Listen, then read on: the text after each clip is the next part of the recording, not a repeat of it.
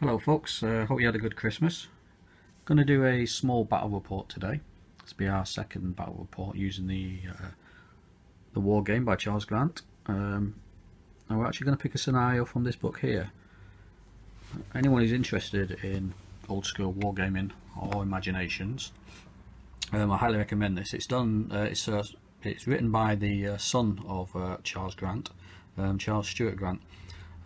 Within it, there's lots of information about creating imaginations, lots of ideas, lots of details on how to create units, what units might consist of, campaigns. There's a number of scenarios. There's a number of different size scenarios, from the large battles to small skirmishes, and battle reports as well. So yeah, I highly recommend it. It's pretty much all in black and white. There are a couple of colour photos, as you can see there. These are some units belonging to the author. All the different flags that he's created there. It's mostly black and white. There are a number of colour pictures at the beginning. But yeah, it's absolutely full of useful information on old school wargaming and different scenarios and battle reports. So I highly recommend it. You can see there some of the light infantry, which we were using today in our scenario. So rather than having just line battalions, we're now going to introduce the light infantry and see how the rules work with those. The scenario we're going to pick is this one here: Return to Sawmill Village. And the forces involved, quite small forces, which should suit this table more, which is 2 line battalions, a light battalion, and a 1 gun battery. And this is the list. Well, this is the battle report within the book. There's actually a battle report from his father, Charles Grant, on the previous chapter to this. So this is his battle report when he did it with his son. So, and that's what I like about this book as well. It's passed through the generations, really, from Charles Grant doing wargaming with his son to Charles Stuart Grant doing wargaming again with his son. And yeah, it's a good read. This is the there we go, zoom in a bit better. This is the map, and I will be leading the forces coming in from the northwest, and my son will be leading the forces coming in from the southeast. And the objective is to capture the village in the centre, which is Sawmill Village, which is represented by those 2 buildings there. Didn't want to put too many buildings on the table, because I don't want this to turn into a Fibula type situation where we're fighting through buildings the entire time. I want it to be a bit more open this time. And the only other building I've added is the pub, which is representing the sawmill. So we've got a couple of hills, small wood here, stone wall, and quite a more open battlefield this time. And the forces involved, like I said, I will be leading these guys, 2 line battalions and a light battalion. The Scots Fusiliers I've got standing in as a light battalion, because I haven't painted up the light battalion yet. And the difference between a light battalion and a line battalion is they are 12 strong, and for officers they have 2 dismounted officers and a mounted colonel. And obviously the line battalions, they're 24 men strong with 4 dismounted officers and a mounted colonel. And they're opposing me on the other side. We have the Bavarian unit there. They'll be standing in as the light infantry on this one, and the 2 line battalions, and an artillery piece again. So we'll see how this plays. I think the high ground might be used for the artillery, certainly, maybe as a commanding position to take the village. So we're both going to write down our preliminary orders, and we'll see how this scenario plays. Okay. Okay, so here we are after a couple of moves. I haven't recorded the first couple of moves within the video because it was just manoeuvring, no action as such, and it was going to take a couple of moves to get anywhere into action. So you can see there the VFS forces have moved up. They've put their artillery on the hill. It looks like the Lorraine forces have got the jump on slightly towards the village. They are a little bit closer, and they've pushed their light infantry forward. Obviously light infantry can move 7.5 inches compared to the 6 inches in line for the line battalions. So it looks like they're going to get to the village first. So I've got a bit of a challenge to try and dislodge them from the village once they get there. At the moment I've got my first line battalion behind this wall, and the other ones are coming in with the artillery support from the northwest. And of course I've pushed my light infantry battalion to the right flank, and my objective with those is to try and neutralise the artillery piece. As you can see, my son has left it a little bit undefended on its own on the hill. He's got the high ground, but he's put both his battalions together, which gives me an opportunity, if I can get my light infantry close enough, to maybe pick those gunners off. So we'll see how it goes in the next move. There's certainly be some action, I should imagine, in this next move, and we'll start taking casualties and see how it goes. Okay, so it turns out there wasn't much action after all on this turn. The artillery from both sides did not do very well, no hits on anyone. So all that really happened on this move was the light infantry from the Lorraine forces has moved across the road. The battalion from the VFS has moved up slightly closer now, but reserved its volley, its first volley for the light infantry until they got a bit closer. As we saw in the last game, medium and long range might be a waste of your first volley. You just see there the two battalions are now within touching distance of the town, and we'll see how it goes on the next move.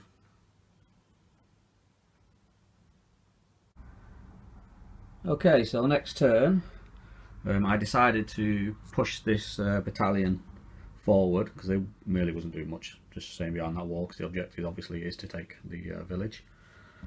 On the left flank, the other battalion was getting a bit annoyed with the light infantry there, so they have fired their first volley. Only one casualty on the light infantry, because obviously they're a lot more spread out, harder to hit target, and the light infantry return fire did more damage, 3 casualties on the line battalion. And you can see there the other line battalion is now moved up with the second line battalion in support, and they've also occupied this building here now. The light infantry on my right flank have started to get a bit closer to these guns, still not in range, because obviously it's more difficult to hit gunners than it is a mass troops of a battalion.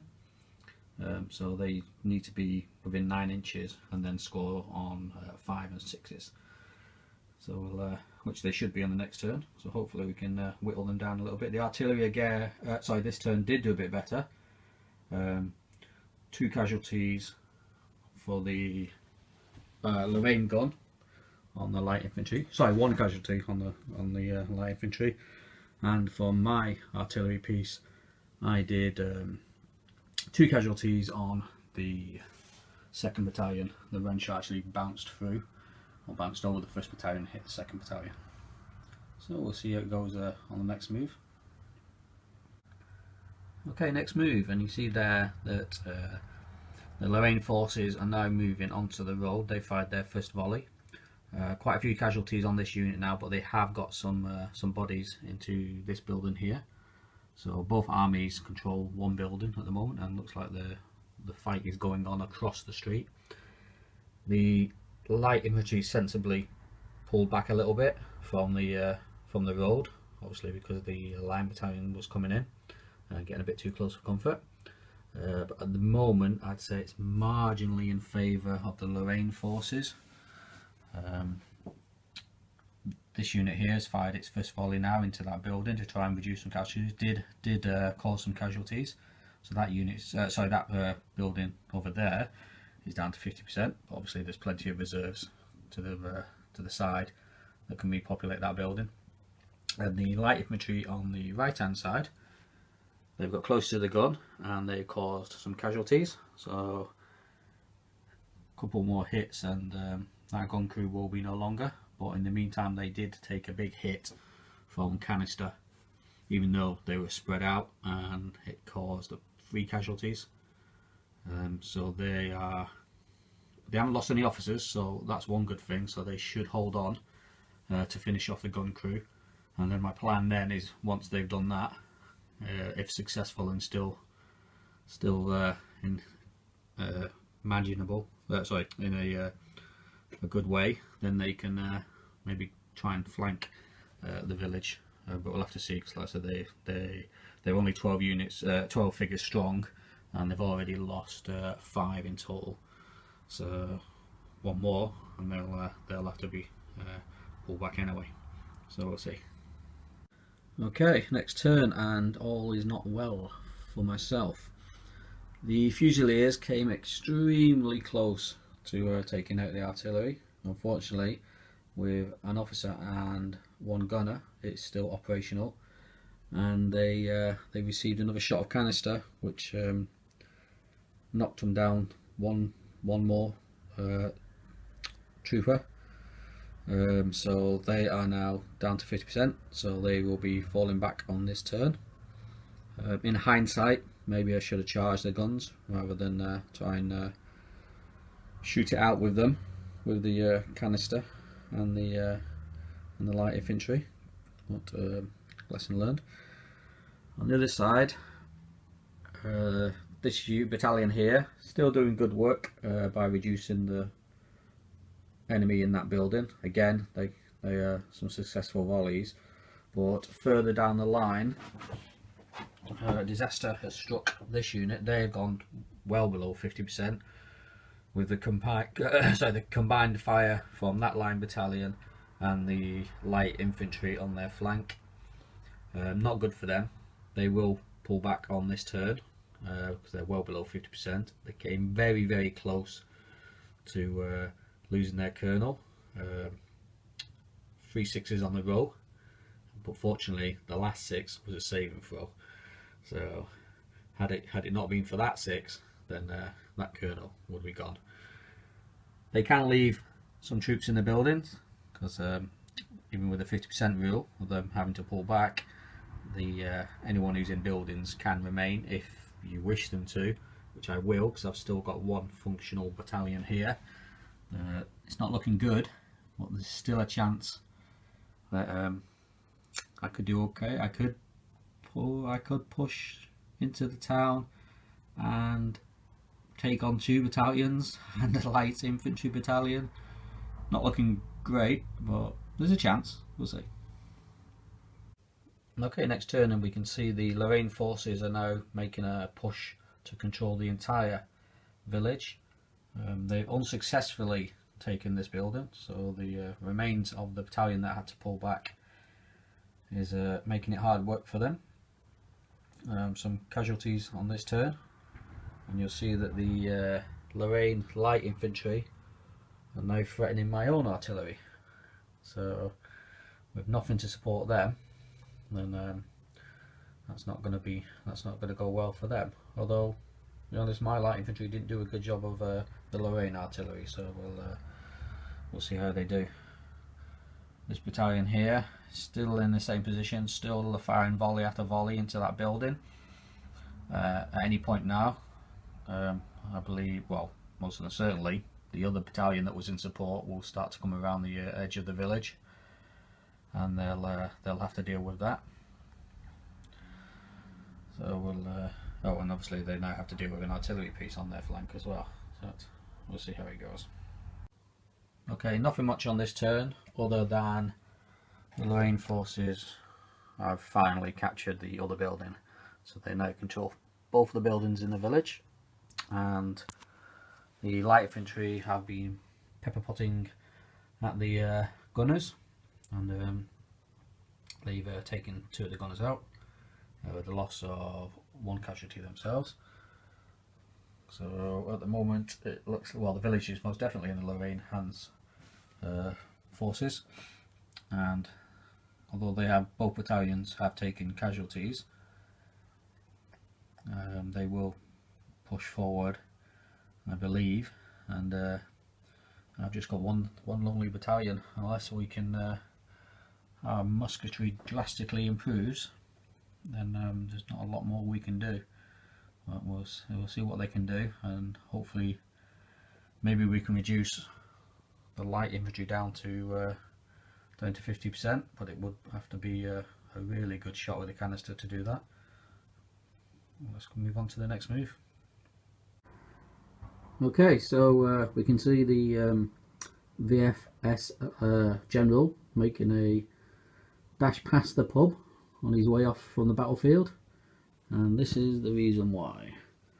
The remaining battalion just couldn't hold off the 2 battalions, and the fact that they had a foothold on the village, and the musketry, along with the battery on the hill that was still active due to the poor performance from my light infantry, they just couldn't hold, and they are now in full retreat, and the battlefield is lost for myself and the VFS. To add salt to the wounds, the Lorraine light infantry managed to do what my light infantry failed to do, and take the battery. So rather than just shoot it out with a battery, they charged it and dispersed the gunners. So the Lorraine forces have won on this scenario, and they've won quite well. Significant casualties on my side, and relatively relatively few casualties on theirs. 2 battalions still at least at 75%, and their light infantry was, I believe, they lost 3 figures, so hardly touched. The Lorraine forces definitely used their light infantry better than I did, by used them against my battalion on the left flank, and getting round their flank, and then obviously once they dispatched that battalion along with the help of the Lorraine line battalion, they then took on the artillery piece. So it was a good game. Obviously balanced forces, so could have gone either way. Well, at the beginning it could have gone either way. Near the end, definitely couldn't have gone either way. So until next time, thanks.